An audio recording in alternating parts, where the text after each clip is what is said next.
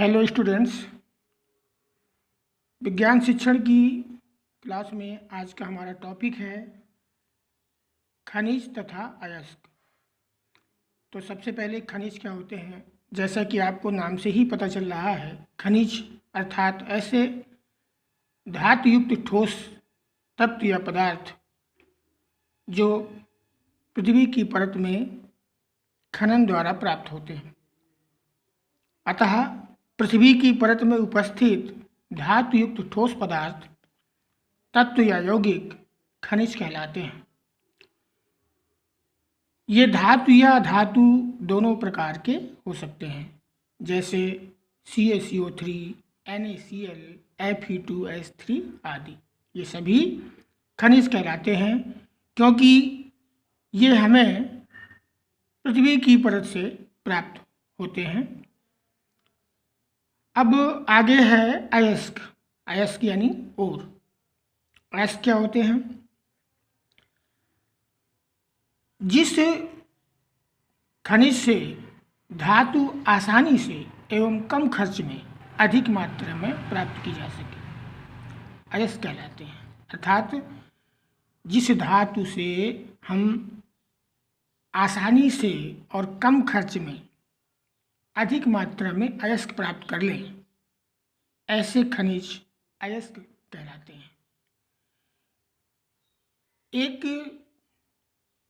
चीज़ आपको याद रखनी है कि सभी अयस्क खनिज होते हैं, परंतु सभी खनिज अयस्क नहीं होते।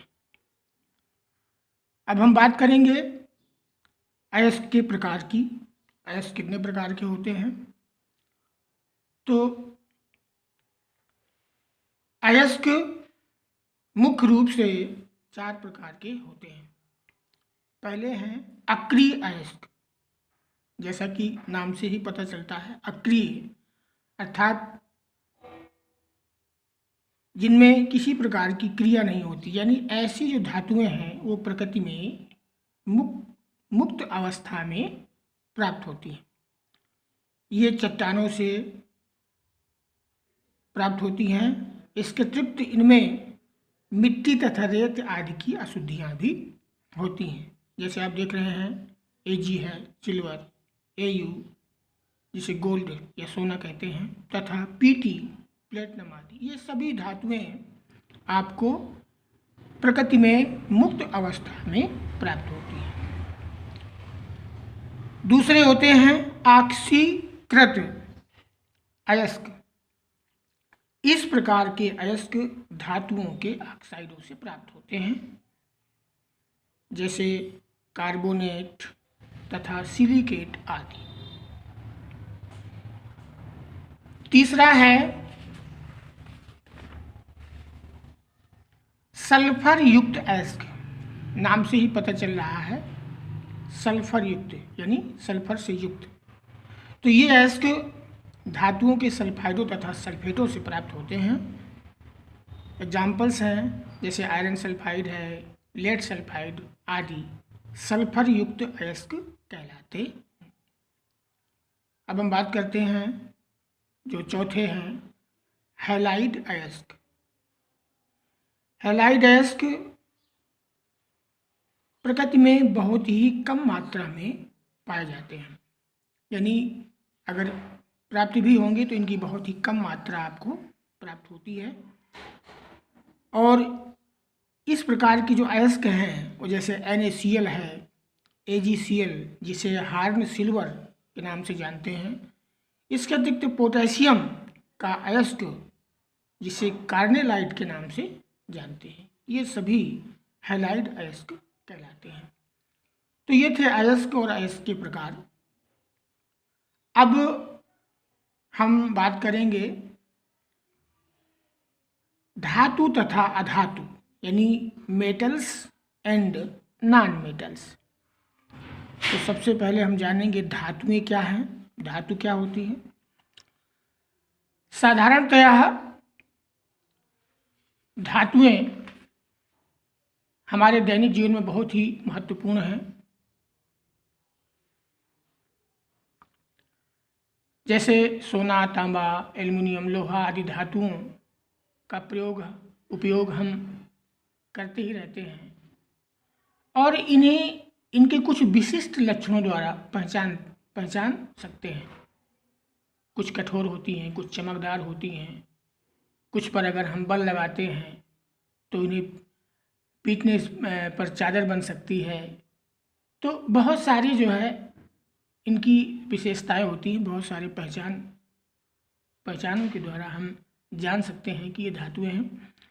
परंतु अगर आधुनिक मतानुसार हम देखें, आधुनिक मतानुसार अगर हम बात करें तो धातु वे तत्व होते हैं जो दूसरे तत्वों को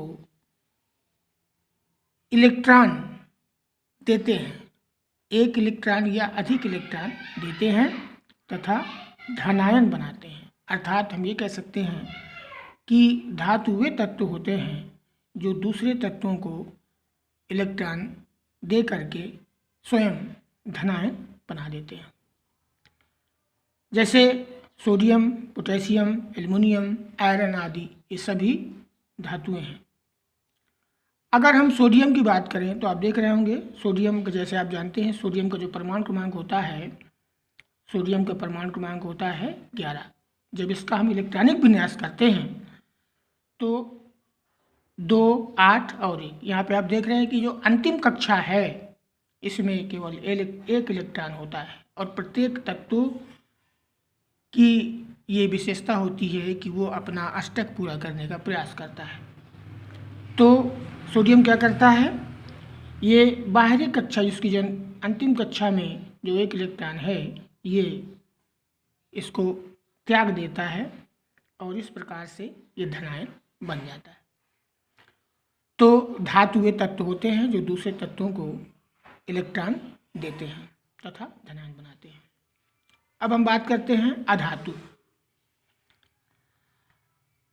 अधातु यानी नॉन मेटल्स। तो अधातु वे तत्व होते हैं जो सामान्य अभिक्रियाओं में इलेक्ट्रॉन ग्रहण करते हैं। इन दोनों में यही अंतर है, धातुएं इलेक्ट्रॉन त्यागती हैं जबकि अधातु इलेक्ट्रॉन ग्रहण करते हैं और हमेशा ऋणायन बनाते हैं। Cl, chlorine, sulphur, nitrogen, oxygen आदि कई अन्य धातुएं हैं जिनमें ये गुण होता है कि वो इलेक्ट्रॉन ग्रहण करती हैं और इलेक्ट्रॉन ग्रहण करके ऋणायन बनाते हैं। जैसे आप देख रहे होंगे यहाँ क्लोरीन एक इलेक्ट्रॉन ग्रहण करके Cl- बनाता है। तो इस तरह से इस वीडियो में हमने खनिज, अयस्क के प्रकार, धातु तथा धातु आदि का अध्ययन किया। आशा है आप लोगों को समझ में आया होगा। अगले वीडियो में हम बात करेंगे धातुओं के भौतिक तथा रासायनिक गुण तथा अन्य जो भी टॉपिक होगा। Okay, thank you.